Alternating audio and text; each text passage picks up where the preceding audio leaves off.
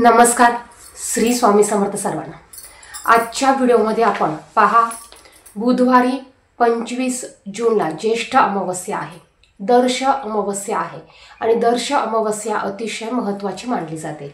जर का आपल्या घरात काही वाद होत असतील, क्लेश होत असतील, भांडणे होत असतील, नकारात्मक ऊर्जा असेल, वाईट बाधा असेल किंवा काही दोष असतील किंवा वडील आणि मुलाचं जमत नसेल, लग्न जमत नसेल, तर ह्या गोष्टी घरात असलेल्या दोषामुळे नकारात्मक ऊर्जेमुळे होत असतात. तर आपल्याला दर्श अमावस्येपासून कर्पूर होम घरात करायचा आहे.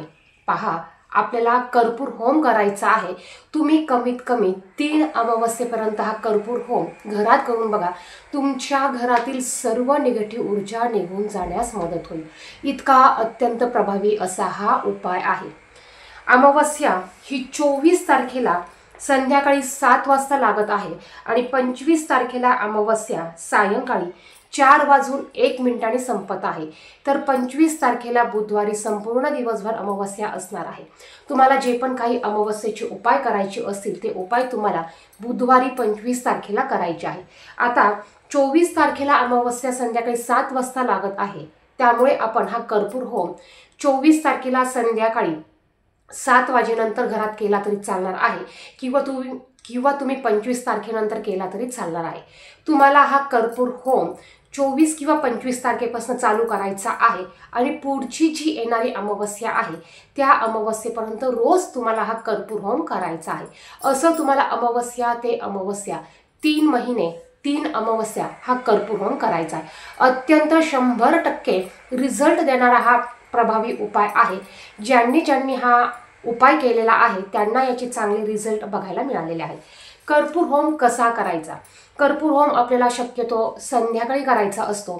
त्याच्यासाठी आपल्याला एक नारळ लागणार आहे. नारळ घेताना तो आपल्याला असा पूर्ण नारळ घ्यायचा आहे. आपल्याला याच्यावरच्या शेंड्या अजिबात काढायच्या नाही. पाण्याने भरलेला चांगला नारळ आपल्याला घ्यायचा आहे. त्याचप्रमाणे आपल्याला कापूर लागणार आहे. तुम्ही भीमसेनी कापूर घ्या. भीमसेनी कापूर नसेल तर तुमच्याकडे जो पण कापूर असेल तो तुम्हाला कापूर घ्यायचा आहे. कापराच्या 7 वड्या आपल्याला इथे घ्यायच्या आहे. आता आपल्याला ज्यावेळेस हा उपाय करायचा आहे त्यावेळेस आपल्याला देवघरासमोर बसायचं आहे. बसायला आसन घ्यायचं आहे.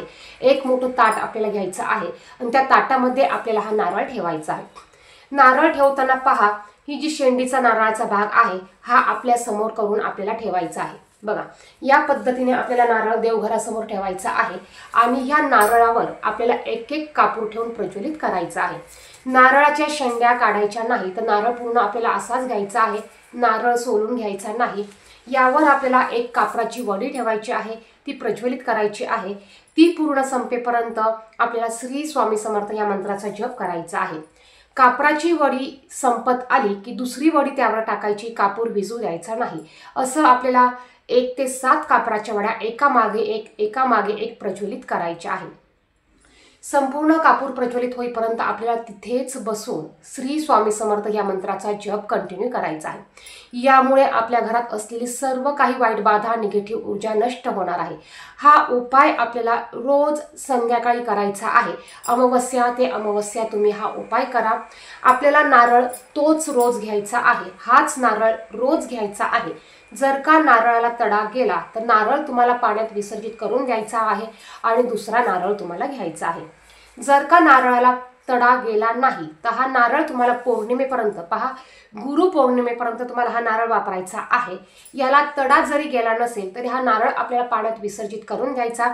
पौर्णिमेला दुसरा नारळ घ्यायचा आणि पुन्हा आपल्याला पौर्णिमेपासून ते अमावस्येपर्यंत ही सेवा आपल्याला, हा उपाय आपल्याला रोज संध्याकाळी घरात करायचा आहे. असं आपल्याला अमावस्या ते पौर्णिमा ते अमावस्या नारळ आपल्याला बदलायचा आहे. जर का नारळाला मध्ये तडा गेला तरच तो पाण्यात विसर्जित करायचा, नाहीतर तोच नारळ आपल्याला रोज हा वापरायचा आहे. किंवा तुम्ही अमावस्या ते अमावस्या नारळ तोच वापरू शकतात. तडा गेला तरच तो पाण्यात विसर्जित करा, दुसरा नारळ घ्या आणि परत तुम्ही अमावस्येला नारळ पाण्यात सोडून द्यायचा. दुसऱ्या अमावस्येला पुन्हा नव्यानं नारळ तुम्हाला आणायचा आहे. पहा, अत्यंत प्रभावी असा हा उपाय आहे.